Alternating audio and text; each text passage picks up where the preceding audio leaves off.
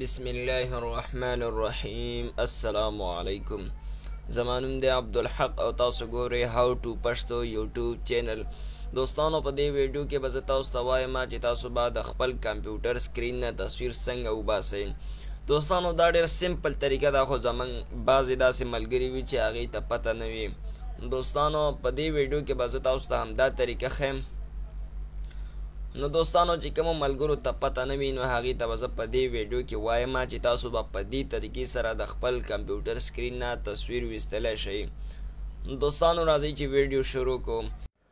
سبسکرایب کړئ هاو ټو پښتو یوټیوب چینل او ورسره د بیل آیکن هم کلیک کړئ.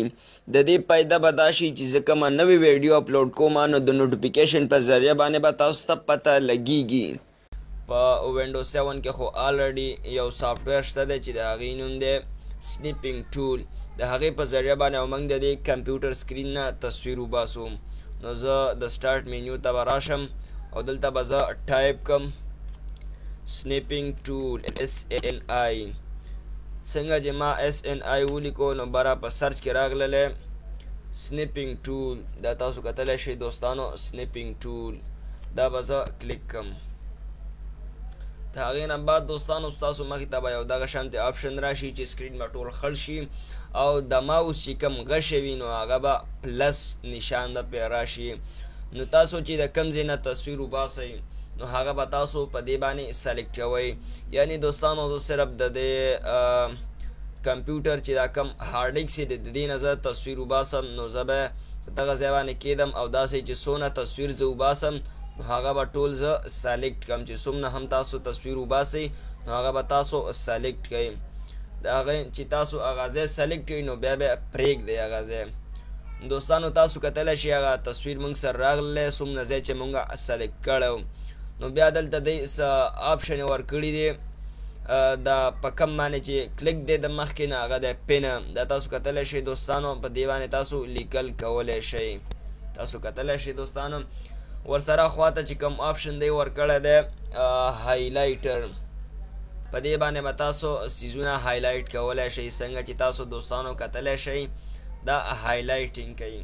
او ورپسې یو آپشن دی اریزر ربر. نو په دې باندې تاسو دا هر څه واپس صفا کولی شئ. څنګه دوستانو تاسو دلته وسینئ چې هغه هر څه واپس صفا شو.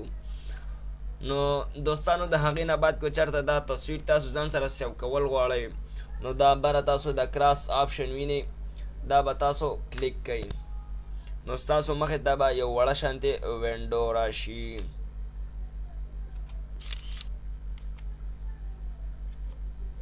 دا تاسو کتلی شئ دوستانو.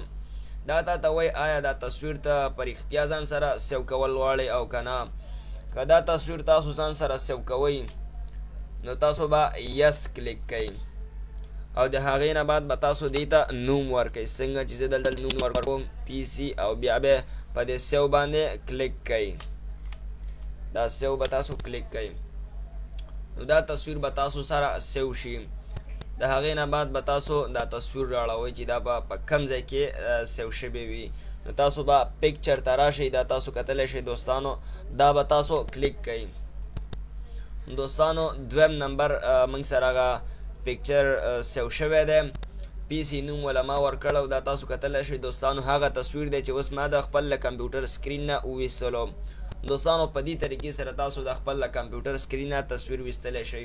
دوستانو امید دی چې دا ویډیو به ستاسو ډېره زیاته خوښه شوي او که چېرته دا ویډیو ستاسو خوښه شوي نو مهرباني وکړئ ویډیو ضرور لایک کوئ او زموږ چینل هاو ټو پښتو هم ضرور سبسکرایب کوئ.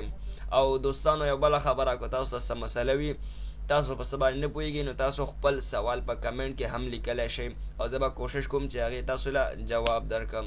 تھینکس فار واچینګ. الله حافظ.